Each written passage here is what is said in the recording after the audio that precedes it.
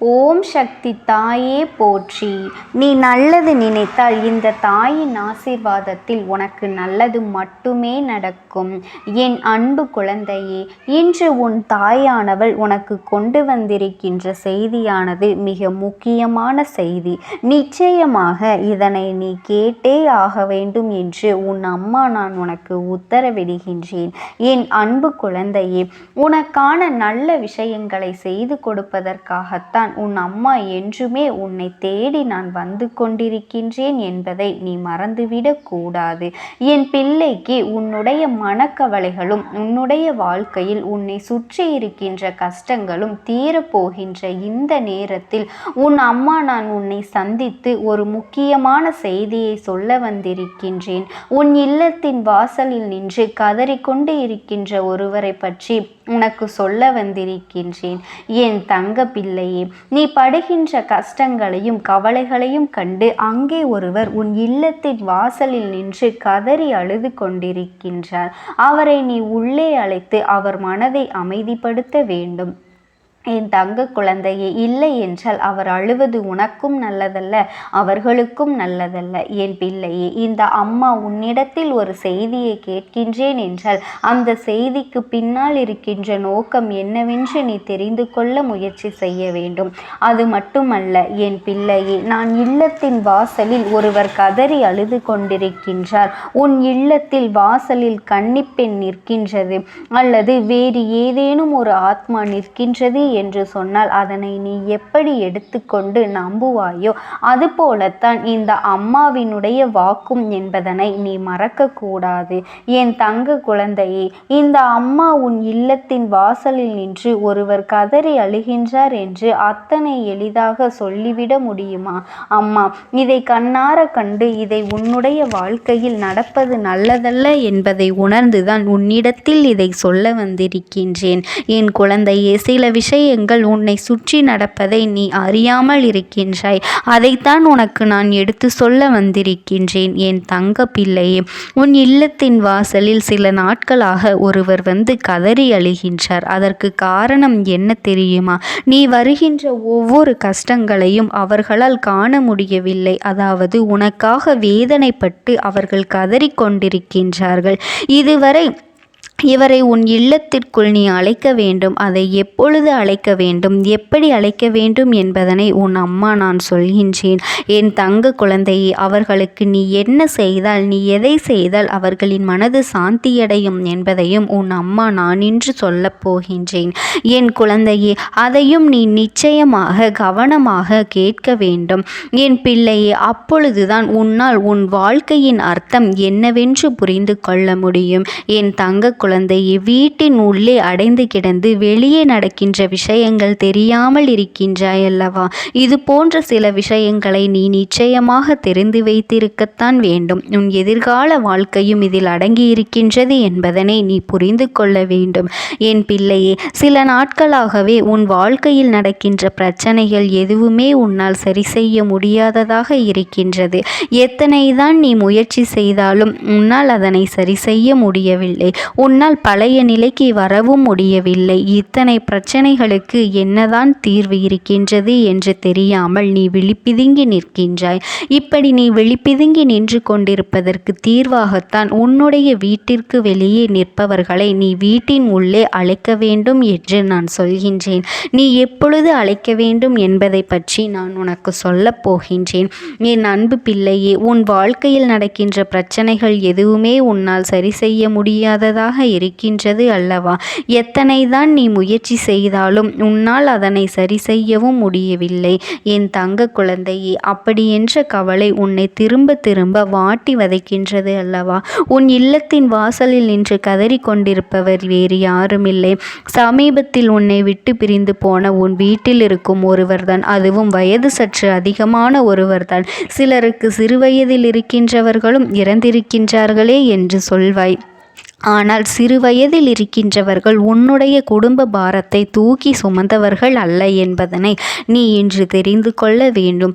உன் இல்லத்தில் இறந்து போன ஒருவர் உன் குடும்பத்தை தாங்கி நிற்கின்ற ஒருவர்தான். என் குழந்தையே, உன் இல்லத்தின் வாசலில் நின்று கதறி அழுது கொண்டிருக்கின்றார். அன்று என்ன பிரச்சனையாக இருந்தாலும் தனியாக நின்று சமாளித்த ஒருவர் இன்று அவர் இல்லாமல் தன்னுடைய குடும்பத்தில் இருக்கின்ற அத்தனை பேரும் படுகின்ற கஷ்டத்தை கண்டு மிகுந்த மனவேதனைப்பட்டு கொண்டிருக்கின்றார். ஒரு சிறிய விஷயத்தை கூட சமாளிக்க முடியாமல் நீங்கள் திணறிக் கொண்டிருப்பதை கண்டு காண்கின்ற பொழுது அவர்களுக்கு மிகுந்த மனவேதனை அளிக்கின்றது.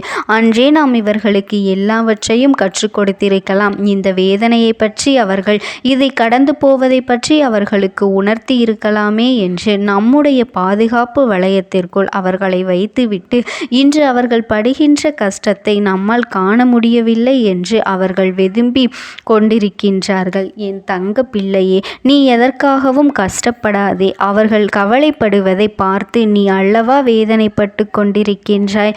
என் தங்க குழந்தையே, நீ அடைகின்ற மனவேதனையை பார்த்துதான் அவர் கஷ்டப்பட்டு கொண்டிருக்கின்றார்.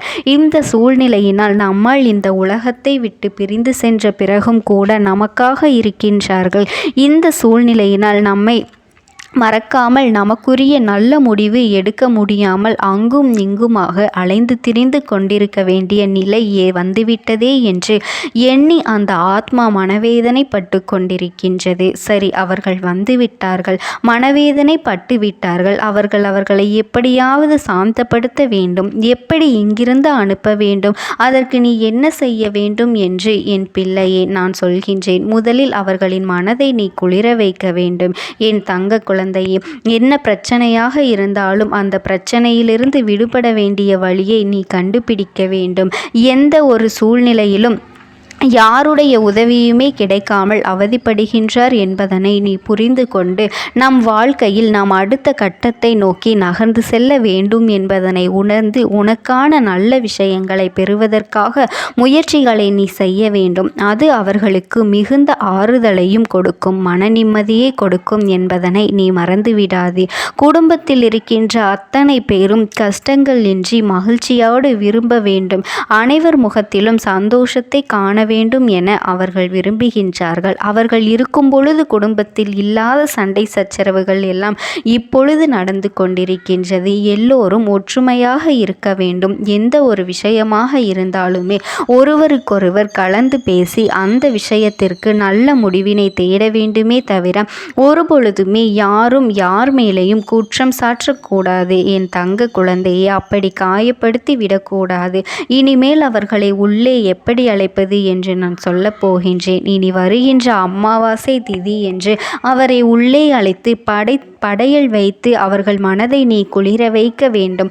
அதனால் அந்த நாள் வரும் வரை நீ காத்திருக்காமல் அதற்கு முன்பாகவே உன் வாழ்க்கையில் ஏதேனும் ஒரு நல்ல விஷயத்தை நீ சாதித்து விட வேண்டும்.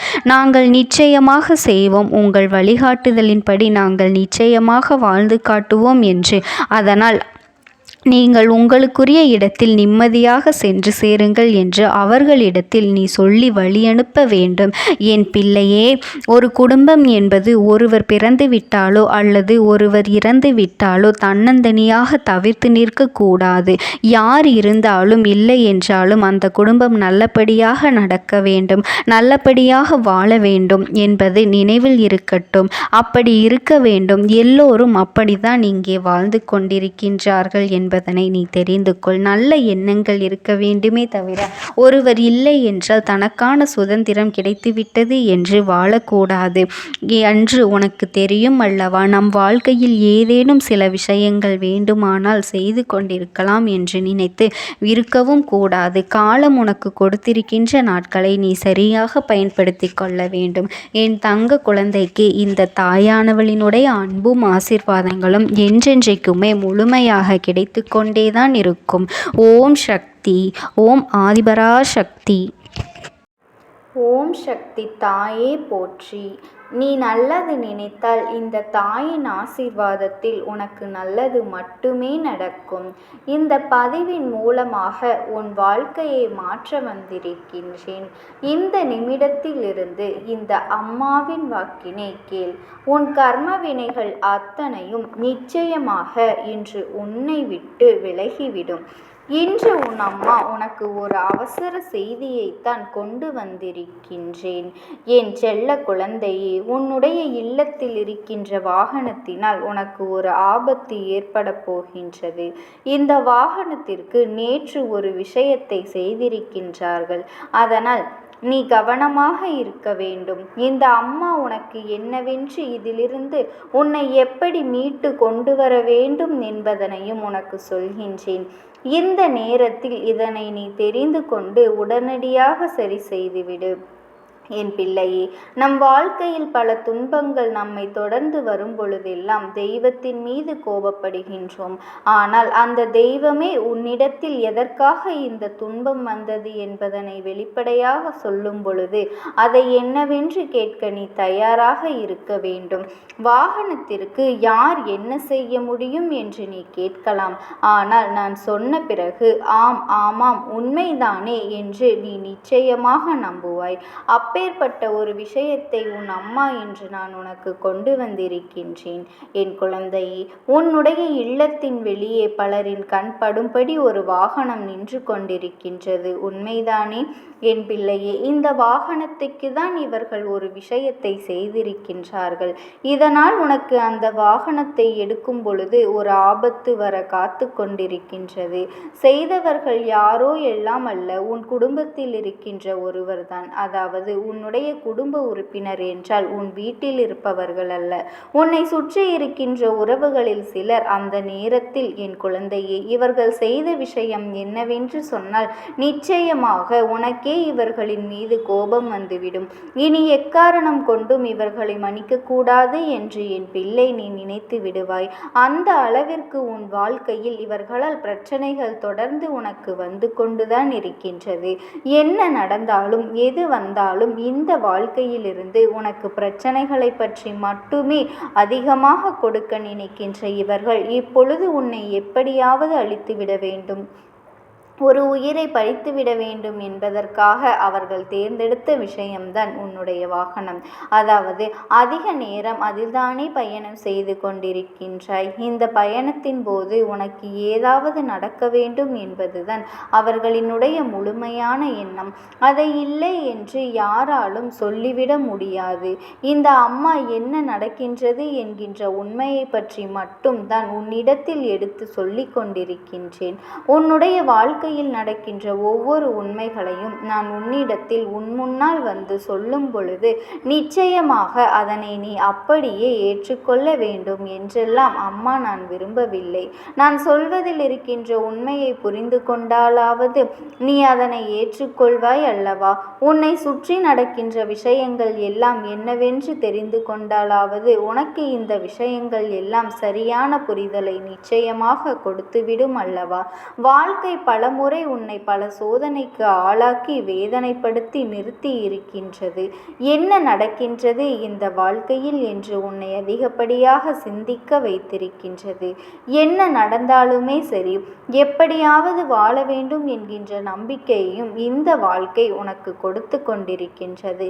அப்படி இருக்கும் பொழுது என் பிள்ளை, சரியான சந்தர்ப்பம் வாய்க்கும் பொழுது அதையெல்லாம் சரியான தருணங்களில் நீ பெற்றுக்கொள்ள வேண்டும் அல்லவா? எக்காரணம் கொண்டும் இதனை நீ விட்டுவிடக் கூடாது. இந்த வாழ்க்கை உனக்கு கொடுக்கின்ற உண்மைகளை எக்காரணம் கொண்டும் நீ வேண்டாம் என்று சொல்லிவிடக்கூடாது. நான் இருந்து நடத்துகின்ற அத்தனை விஷயங்களும் உன் வாழ்க்கையில் என்னவெல்லாம் நன்மைகளை நடத்துகின்றது என்பதனை நீ தெளிவாக புரிந்து கொண்டால் மட்டும்தான் உனக்கு என்னவெல்லாம் கிடைக்கும் என்கின்ற ஒரு எதிர்பார்ப்புகள் பூர்த்தியாகும். இத்தனை நாளும் என் பிள்ளை, நீ பட்ட கஷ்டங்களும் சரி, நீ பட்ட அவமானங்களும் சரி, ஒரு பொழுதும் உன்னை சுற்றி இருப்ப இருப்பவர்களால் உனக்கு தீர்த்து கொடுக்கப்பட்டது கிடையாது. ஏனென்றால் இதுவெல்லாமே நடப்பதே அவர்களால் தான் எனும் பொழுது அதை எப்படி அவர்கள் தீர்த்து கொடுக்க முன்வருவார்கள்?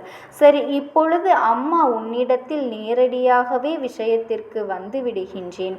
என்ன நடந்தது? உன்னை சுற்றி என்ன நடந்து கொண்டிருக்கின்றது இந்த வாழ்க்கையில் என்பதனை நிச்சயமாக என் குழந்தை நீ தெரிந்து கொள்ள வேண்டிய நேரம் வந்துவிட்டது. இந்த வாழ்க்கை உனக்கு எத்தனையோ துன்பங்களை கொடுத்து கொண்டிருக்கின்றது. ஆனாலும் என் பிள்ளையே, ஒவ்வொருவரும் இந்த வாழ்க்கையில் தனக்கான வெற்றிகளை பெறுவதற்கு போராடி கொண்டிருக்கின்ற நேரத்தில் இந்த கெட்ட எண்ணங்களை கொண்ட மனிதர்கள் மட்டும் அடுத்தவர்கள் வாழ்க்கையை அழிப்பதிலேயே தன்னுடைய முழு கவனத்தையும் செலுத்தி கொண்டிருக்கின்றார்கள். இவர்கள் இந்த நேரத்தில் தன் கையில் எடுத்துக்கொண்ட விஷயம் என்ன தெரியுமா? கண் திருஷ்டி.